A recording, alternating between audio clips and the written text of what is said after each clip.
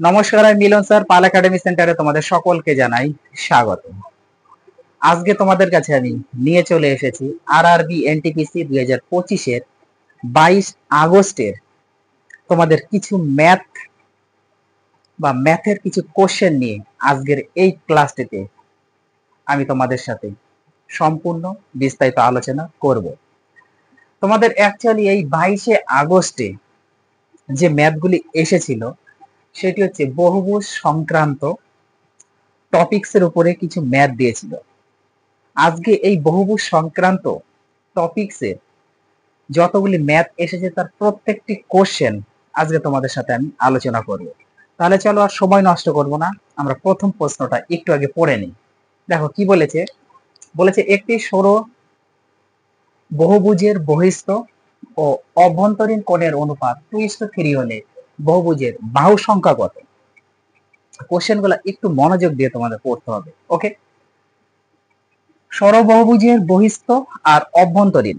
বহিস্থ আর অভ্যন্তরীণ কথার অর্থ হচ্ছে তোমাদের, অভ্যন্তরীণ কথার অর্থ অ্যাকচুয়ালি এখানে অন্তস্থ কোণ যেটাকে বলে, একটা হচ্ছে বহিস্থ কোণ আর একটা হচ্ছে অন্তস্থ কোণ। ওকে, এই দুটো কোণের অনুপাত 2:3 দেওয়া আছে, 2:3 দেওয়া আছে। তখন বলেছে যে বহুভুজের বাহু সংখ্যা নির্ণয় করতে বলেছে।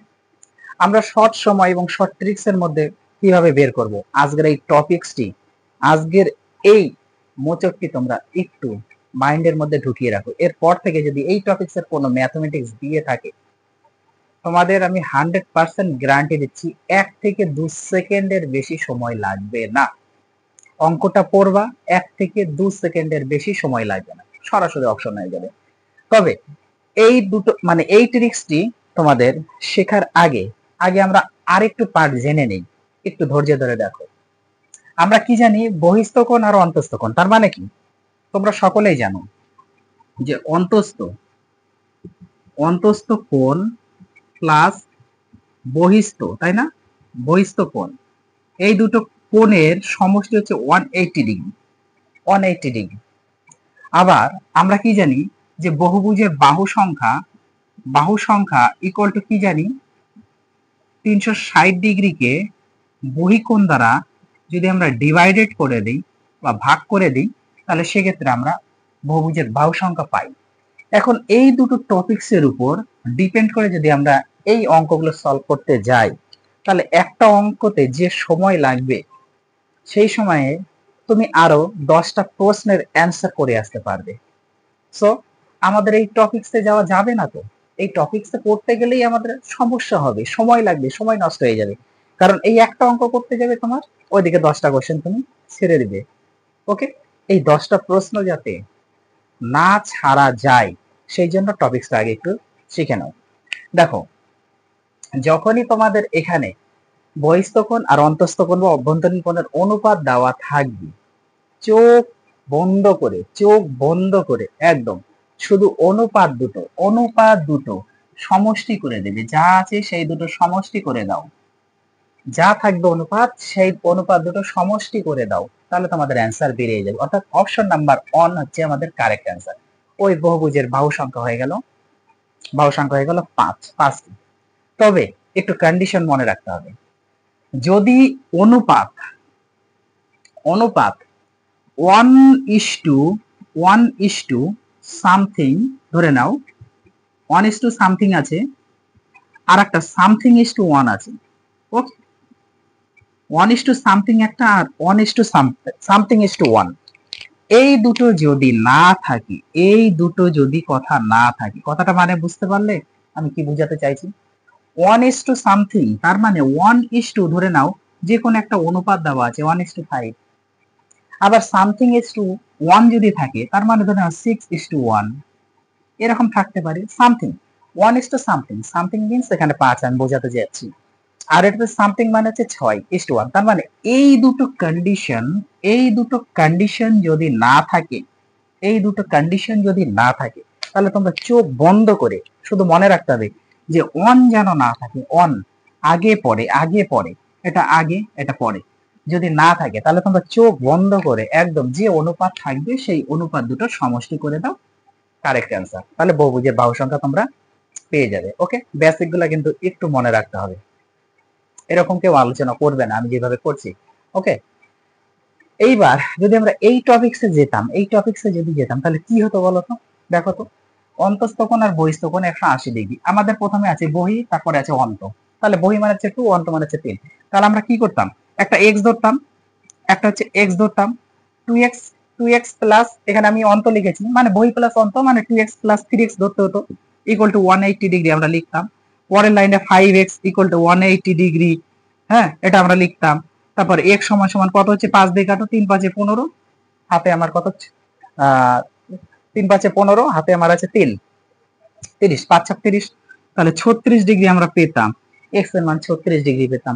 আবার সেই x কে এখানে যেহেতু একটা 2x একটা 3x, এটা 2 দিয়ে গুণ করতে হতো, 72, 72। এবার 2 এর অনুপাত হচ্ছে বহিঃকোণ, বহিঃকোণ আমরা পেয়ে গেছি, আমাদের অন্তস্থ কোণ বের করার দরকার নেই, কারণ বহুভুজের বাহু সংখ্যা সমান সমান 360 ডিগ্রি ওই বহিঃকোণ। তার মানে এখন 360 কে আবার এই বহিঃকোণ দ্বারা ভাগ করতে হতো, তাহলে কি হতো, এখানে 360 বাই বহিঃকোণ 72 যদি আমরা ভাগ করতাম, কাটলে 5ই আসবে, 5ই আসবে, 72 5 হচ্ছে 360। তাহলে এই প্রসেসটাতে যদি আমরা যেতাম তাহলে কতটা সময় গেল, কতটা সময় গেল, এবার তোমরাই বলো। 10 থেকে 12টা প্রশ্ন তোমরা যে অ্যাটেন্ড করতে পারতে সেই সময়টুকু নষ্ট হয়ে যেত। আর আমি যে প্রসেসটা বললাম, এই প্রসেসটা হচ্ছে ক্রস, মানে কম্পিটিটিভ এক্সামের ক্ষেত্রে এই প্রসেসগুলো হচ্ছে ক্রস। ওকে, এই প্রসেসটা ক্রস, তোমাদের এখান থেকে এগুলো হচ্ছে ক্রস প্রসেস। ওকে, এগুলো প্রসেসে আমরা যাব না, সময় বরবাদ হয়ে যাবে, যাব না, যাওয়ার দরকার নেই। শুধু আমরা যাব এই প্রসেসটা। আর এই জিনিসটা আমাদের মনে রাখতে হবে, 1:something আর something:1 যদি না থাকে, তাহলে সেক্ষেত্রে যে দুটো অনুপাত দেওয়া থাকবে বহিঃকোণ আর অন্তকোণের, সেই অন্তকোণ দুটোর সমষ্টি যদি আমরা করে দিই, অনুপাত দুটির যদি সমষ্টি বের করি, তাহলে সেই বহুভুজের বাহু সংখ্যা পাওয়া যায়। এতটুকু ক্লিয়ার? আশা করি প্রথম অঙ্কটা ক্লিয়ার। তাহলে এইবার 2 নাম্বার যে অঙ্কটা আছে তোমরা নিজেরাই পারবে, করে ফেলো। কি আছে, একটি সরবহুভুজের, অনেক সময় তোমাদের সরবহুভুজ দিতে পারে, অনেক সময় জোড় বহুভুজের দিয়ে দিতে পারে, অনেক সময় আছে মানে এদের যেরকম যার ভাষা দেওয়ার দরকার সেইভাবে ভাষা দিতে পারে, ওইটা দেখে আমাদের ঘাবড়ালে চলবে না। শুধু আমাদের দেখতে হবে যে বহিঃকোণ আর অন্তকোণ আছে কিনা। এখানে জোর কথা ব্যবহার করতে পারে, সর কথা ব্যবহার করতে পারে, এটা নিয়ে কোনো মানে মাইন্ডে এটা রাখার দরকারই নেই, আমাদের শুধু মাইন্ডে রাখতে হবে বহি আর অন্ত। ওকে, তাহলে বহি আর অন্তকোণের অনুপাত দেওয়া আছে 4:5, 4:5, 4:5। কোনটা কিন্তু মনে রাখতে হবে, কোন কথাটা অবশ্যই থাকতে হবে, এই যে কোন 4:5। তাহলে বাহু সংখ্যা কত, সরাসরি যদি আমরা যোগ করে দিই তাহলে পেয়ে যাব নয়, বহুভুজের বাহু সংখ্যা হচ্ছে 9। তার মানে অপশন নাম্বার 3 হচ্ছে আমাদের কারেক্ট অ্যান্সার, তাই না? এতে কোনো সমস্যা? আশা করি এই দুটো বোঝাতে নিয়ে যতটা বুঝিয়ে দিয়েছি তোমাদের কারো কোথাও সমস্যা থাকার কথা নয়। কিন্তু নেক্সট যে কোশ্চেন গুলো আমি আলোচনা করতে চলেছি, এই কোশ্চেন গুলা একটু মনোযোগ দিয়ে দেখো, কারণ এটার নিয়ম গেল আলাদা, পরবর্তী নিয়মটা আসবে আলাদা। কেন? আমি এই যে টপিকসটা আলোচনা করেছি, এই টপিকসের তো তোমাদের ম্যাথ থাকতে পারে, অবশ্যই পারে।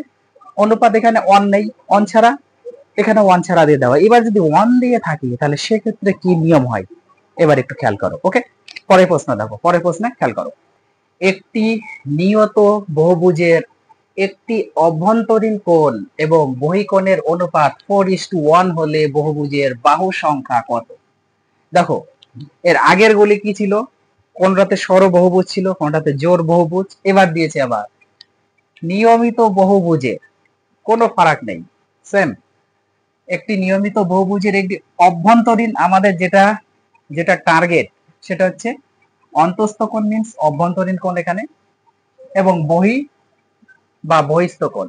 ওকে, এদের অনুপাতটা আমাদের দরকার 4:1, এটাই আমাদের দরকার, আর তো কিছু দরকার নাই। তাহলে 4:1 আমরা অনুপাত জানি, তাহলে বহুভুজের বাহু সংখ্যা কত?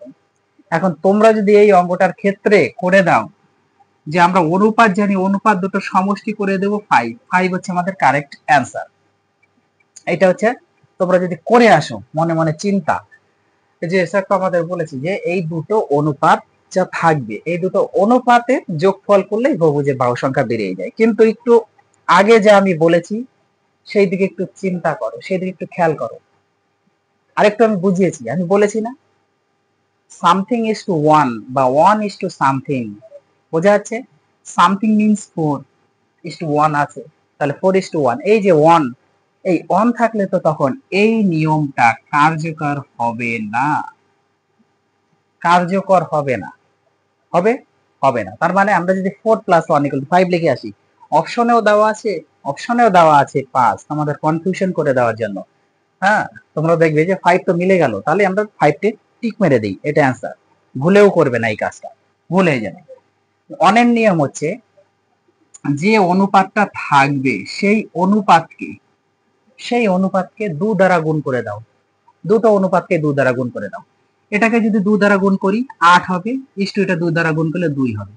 মনে রাখবে 1 থাকলেই 2 দ্বারা গুণ করতে হবে, 1 থাকলেই, প্রথমে থাক আর পরের পদেই থাক, 1 থাকলেই 2 দ্বারা গুণ করতে হবে।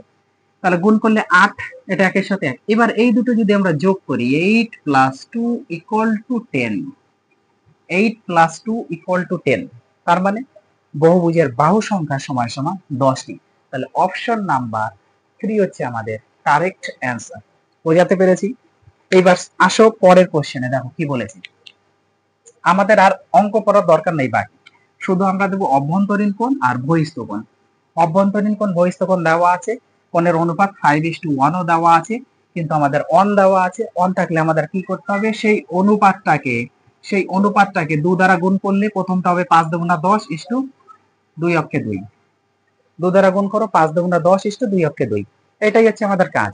তার পরের লাইনে 10 আর 2 যোগ করে দাও, 10 আর 2 যোগ করে দাও = 12, তাহলে 12 হচ্ছে আমাদের কারেক্ট অ্যান্সার। তার মানে অপশন নাম্বার 3 হচ্ছে আমাদের কারেক্ট অ্যান্সার। অনের ক্ষেত্রে এটা মনে রাখতে হবে, ওকে? তারপরের প্রশ্ন দেখো, তারপরের প্রশ্নে কি বলেছে।